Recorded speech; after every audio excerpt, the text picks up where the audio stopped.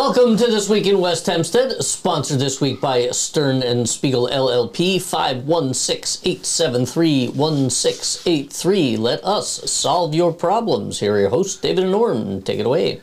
Thank you, Dan. And hey, Norm, what's going on? We're busy today. Really busy. You know, it is a beautiful spring day. Another section of the water tower just keeps coming down. And the Rangers won again last night. And the Rangers won, yeah. And you know what? It is an incredible time for sports because we got the Rangers and we got the Nets and we got the Knicks and we got the Islanders. And so it's an incredible playoff season. And we also have Little League starting. So they've been in the parks this Sunday, batting a ball around. It's really cute to see these little kids in uniform. Yeah, and there was an article that I was reading this morning about the Malvern baseball team, and apparently they've won their first 11 games straight. And they're just like in a whole nother ball field. So literally, and it's a good time for West Hempstead sports. So absolutely. Yeah. So Norm, Stop and Shop, the shooting took place unbelievably almost 2 years ago. Yeah. And they're finally getting around to jury selection. What else have you learned? It's Gabriel Wilson. He's up for trial for second-degree murder, I believe. They may upgrade that if they decide that his actions were intentional. He's a former cart collector at Stop and Shop. He knew the workers at the store. He was shooting at, I think, 5 of them, and he killed the store manager. Yeah. Store manager's Ray Wishrop. Now 2 years gone, leaves a family behind, and he will stand trial sometime in the next month or so.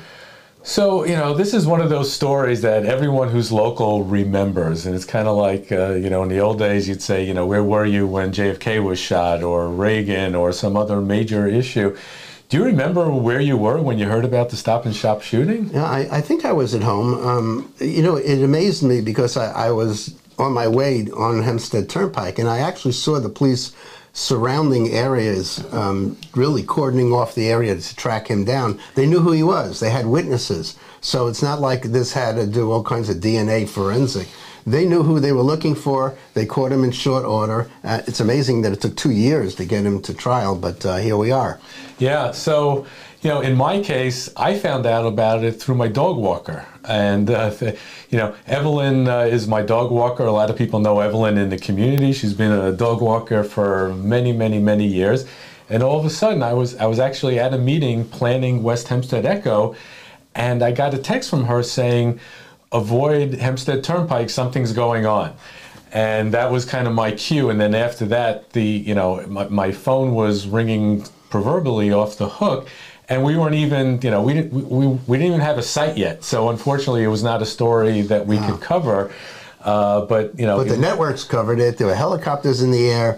It was a big deal, and you don't see that very often in West Hempstead. Thank God. And I don't think I can remember exactly where I was, but the helicopters is probably what happened because.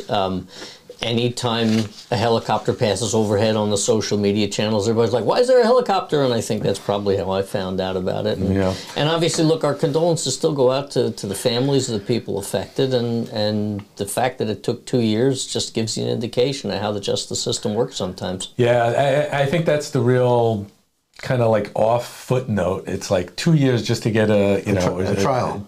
A jury together is unbelievable. And we do continue to extend our condolences to Ray Wishrop and his family. And, you know, it still hurts. Everyone, we all shop at Stop and Shop, and we go in and we see his picture, you know, on the wall when we go in. It's they've got security there on a regular basis now, so I think they've upped their game a little bit. Yep.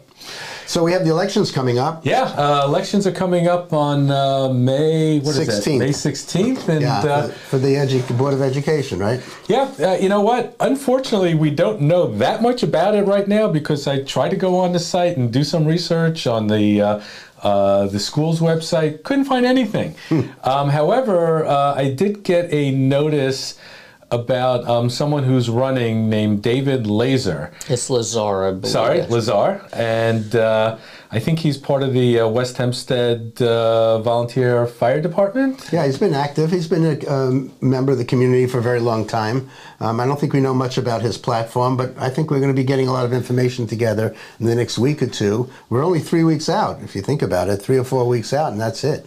Do we have any indication of, I'm assuming that once again the budget's going to be the big issue, do we have any sense of what they're asking for yet? I've been looking for the budget as well. It's a really good question. I really don't know. I was reading a newsletter that was put out by the school board, and the superintendent was kind of like, well, did you know that we're spending, gazillion dollars on this, and we're spending, millions of dollars on that, and busing, and, all those things. So, reading between the lines, it sounded like he was starting to pepper for a little bit of a budget fight. So I really First of all, don't know. there's a budget fight every single year. It's always the same story. Busing is very expensive and getting more expensive.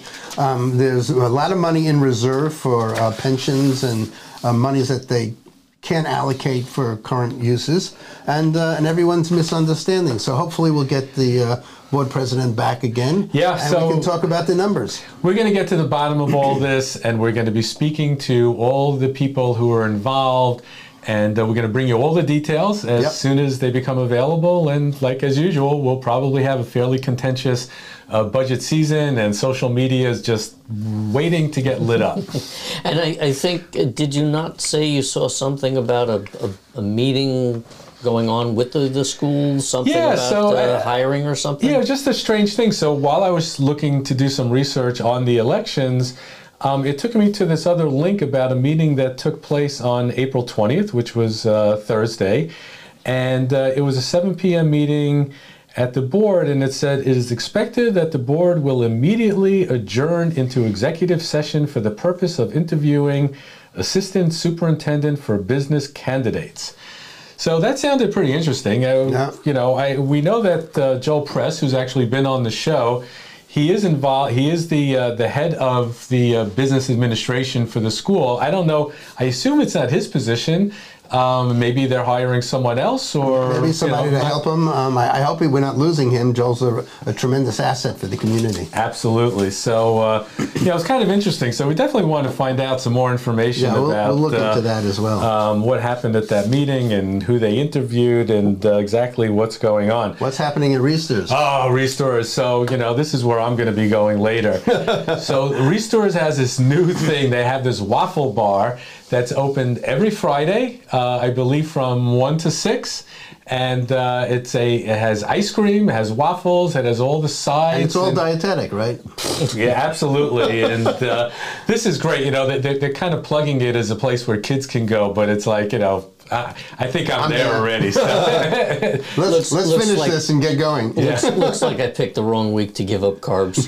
Absolutely. So no carbs in ice cream. What are you talking about? Or waffles. And one of the things I love about Riesterer is that they always try to find a way to connect with the community. They do. Doing things like this, and for 92 years they've been trying to do that, they're succeeding. And if you want to get your Long Island Islander cookies or Ranger cookies, I'm not sure if they're making Ranger cookies. Definitely I Islander didn't see any, but we'll fortunately, we have Dan wearing his shirt to promote the Rangers, and go Rangers. So, Norm, entertainment, what do we got going on this week? Malvern's showing Somewhere in Queens, Cavalier, Mafia Mama, Air, and Super Mario Brothers movie. Wow, so I don't know any of those outside of Super Mario, and the only reason why I know Super Mario is I understand that's like the #1 movie. It's breaking every record. It's unbelievable. Have you seen it? No. Oh. I just see commercials and promos for it, and they say... I don't think we're exactly the demographic for it, possibly, but who knows? Yeah, sounds great. So when you get a chance, head down to Malvern and go to the theater. And then the AvenueMusicHall.com is on the Hempstead Avenue has got all kinds of stuff going on. On April 25th is karaoke night, 8 to 11, and then on the 27th, Latin night at the Avenue, 9 to 2 a.m.